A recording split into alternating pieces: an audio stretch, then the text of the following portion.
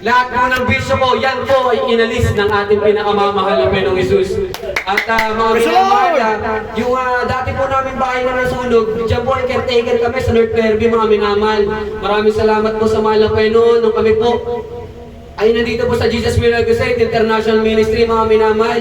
Yung mga pagpapala, mga minamahal, na hindi namin inaasahan, talagang masasabi kong himala, mga minamahal, dahil yung himala, mga minamahal, hindi siya nakikita, hindi rin alam kung kailan darating. Tunay nga, mga minamahal, yung masunog namin yung caretaker lang po kami noon ng lupa, at yan po ay nabenta na. Ngunit yan po ay pinalitan ng ating mahal na Panginoon ng 1 hektaryang lupa po, mga minamahal. Praise the Lord! Mga minamahal, yung dito rin po, pinagaling ng mahal na Panginoong Hesus yung karamdaman ng lola ko po. Siya po yung meron taglay na goiter, mga minamahal, malaking bukol sa leeg. At pinagaling po yan ng ating pinakamamahal na Hesus na walang medikasyon, walang medisina, walang operasyon, mga minamahal. At tunay nga po, na ang turo po sa atin ng ating minamahal, ginagalang mahal na pastor, na tayo po ay manampalataya ng 100% sa ating pinakamamahal na Hesus. Bagamat wala pong pera, mga minamahal, yung bilabit lola ko ng panahon na yan, siya po ay nakakilala sa Jesus Miracle Site International Ministry, at tunay nga po, yung bukol niya sa liig, mga minamahal, o yung goiter, yan po ay unti-unting pinaliit ng mahal na Panginoon. Hanggang sa oras na ito, mga minamahal, hindi na po bumalik yung karamdaman ng lola ko. Pinapasalamatan ko rin po, mga minamahal, yung ating pinakamamahal na po Jesus. Ate ko po ay pinagaling na mahal na Panginoon sa sakit na gallstone po, mga minamahal. Pinapasalamatan ko rin po yung bilabid kuya ko po na pumutok po yung kidney niya, mga minamahal. Ang sabi po ng doktor, himala na buhay pa po daw yung kapatid ko, mga minamahal. Ngunit dito po, napatunayan namin na ang Diyos na pinaglilingkuran namin ay Diyos na buhay, mga minamahal. Hallelujah. At tunay nga, mga minamahal, yan din po ay pinagaling na mahal ng Panginoon na wala rin pong medikasyon, mga minamahal. At yung beloved father ko naman po, mga minamahal, siya rin po ay may taglay na maraming bisyo ng kalalakihan. Diyan po na ilang beses na rin po nakulong yung beloved father ko, mga minamahal. At siya po ay gumagamit din po ng pinagbabawal na gamot, mga minamahal. Talagang iba po yung ugali ng aming beloved father, mga minamahal.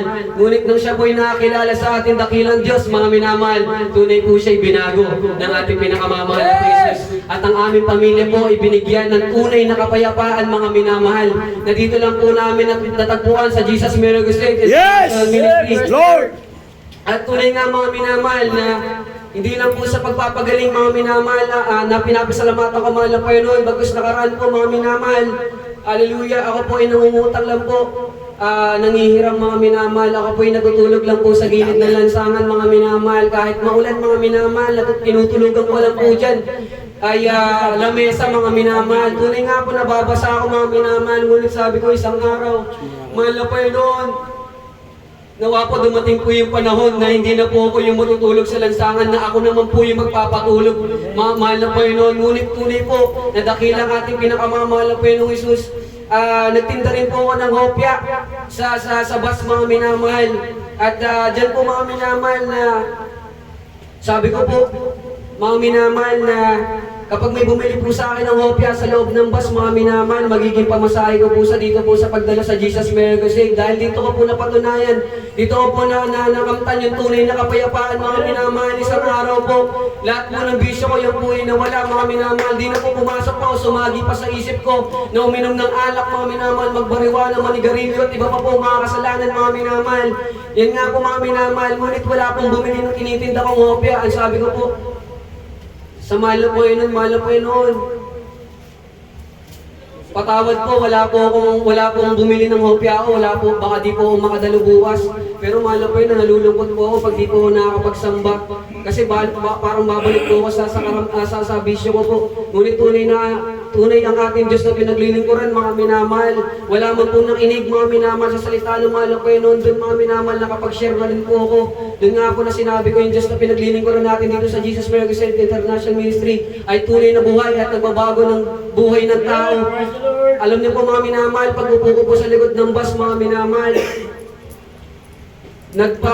may nagpasok, nag-notif po sa cellphone ko, mga minamahal. Napakalaking financial po, mga minamahal. 6 digit po, mga minamahal. 100,000 po, mga minamahal. Alam niyo po, sabi ko, nagbayad pa po ako na sabi conductor tsaka driver, mga minamahal. Kasi sabi ko po, hindi po ako umakyat ng bus para po Mangingi, kundi po bakit po ako para lumaban ng patas, mga minamahal. Kasi dati po, nagawa rin po magnakaw, mga minamahal, dahil nga sa kawalan, mga minamahal. Ngunit tuloy na dakila, ate pinakamamahal na Panginoong Hesus. Ako po'y pinagpala ng 100,000, mga minamahal. Nung oras na yun, mga minamahal, sumigaw po ako, sabi ko sa loob ng bus, maraming salamat sa pinakamamahal na Panginoong Hesus. Tunay na ang Diyos sa akin, pinaglilikuran ay buhay at nagpapala. Nakakakita, hindi bigi, at kumikilos, magamat hindi ko nakikita.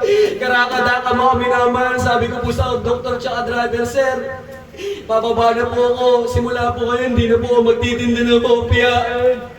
Tunay na po abuti ng ating pinakamamahal na po yung susti ko na po iniisip ko ano po yung iisipin sa akin ng mga pasahero doon mga minamahal. Ngunit yun nga po, nung ako pinagpala ng malaking halaga ng mahal na Panginoon, diyan ko po naisip na sabi ko, mahal na Panginoon, 50 pesos, pinagkakasya ko sa loob ng 1 linggo. Kaya itong malaking bagay na pera na nahawakan ko, mahal na Panginoon, ibibigay ko yung masigit kalahati. Maghahati po tayo, mahal na Panginoon, ngunit masigit yung ibibigay ko sa'yo. Sobra na po ito, mahal na Panginoon, baka hindi lang po ito linggo, kundi taon, hindi lang po isang taon, kundi ilang taon po, mahal na Panginoon. Sa madaling salita, mga minamahal, pagkatapos ko po magbigay sa mahal na Panginoon ng malaking halaga, hindi ko po inisip na yung halaga na yung mga minabagos. Inisip ko, mga minamahal, yan po ay kulang pa para ipasalamat sa mahal na Panginoon. Yes! Ibigay, mga minamahal. Yan po ay pinagkalooban ako ng mahal na Panginoon ng second hand na motor, mga minamahal, hanggang sa naging maliit na negosyo. O kaya, mga minamahal, dyan po na kumikita po ako ng 4,000 sa isang araw. Ngunit, mga minamahal, kulang po yung mga minamahal, parang may kulang, mga minamahal, na busy po sa negosyo. Kaya po, napag-isipan ko po na ibigay na lang sa kuya ko yung negosyo ko, mga minamahal. Dumating po sa time ulit na wala na ulit akong pera, mga minamahal. Patuloy po ako naglingkod dito sa Jesus Mercy, dito po sa mahal na Panginoon. Nangungutang po ulit ako, nangihiram, naglalakad, nagugutom, mga minamahal. Ngunit hindi ko po yung tinignan. Pag sa tinignan ko po, mga minamahal, mapaglingkuran ko po yung pinakamamahal na Panginoon. Amen! Alam niyo po, mga minamahal, binalik po yan ng mahal na Panginoon yung second hand na motor. Ginawa po yung brand new. Yes! Pinakamamahal na Panginoon. Hindi lang po yan, mga minamahal, nag-apply po ulit trabaho. Dito po, nung nandito na po ako sa mahal na Panginoon yung trabaho po, mga minamahal ko, alam niyo lang po. Ang dami po tumatawag sa aking trabaho, ulit. Mas pinili ko po ulit paglikuran na masigit ang ating pinakamamahal na Panginoon. Kaysa sa trabaho na yan. Mga minamahal na yero lang po, tsaka 2x2 at plywood lang, mga minamahal. Ngunit tunay ang mahal ng Panginoon, hindi po nasira, mga minamahal ang aming tahanan, hindi po nasira, mga minamahal, layupin lang po, mga minamahal, yung parte lang po na nalaglagan, natumbahan ng puno, mga minamahal, unti lang po yung yupik ng yero, mga minamahal. Kaya tunay ang Diyos, hindi lang po sa material, physical, financial, higit sa lahat spiritual at pag-iingat, protection, mga minamahal, lahat na po narito, mga minamahal. Kaya sa ganang akin, mga minamahal, kundi sa ating pinakamamahal na Jesus, lahat po yan nang gagaling, mga minamahal. Kaya marami pa po pasasalamatan, ngunit bitin na po yung oras, mga minamahal. Kaya eto lang po, mga minamahal, pinapasalamatan po sa mahal na Panginoon, pagpapalang material, financial, physical, higit sa lahat spiritual, ang pinakamataas na pagpupuri, pagluluwalhati, pagdadakil at pasasalamat ay tanging sa ating pinakamamahal na Panginoong Jesus po lamang. Hallelujah, praise the Lord. Thank you so much, Jesus. I love you so much, Jesus.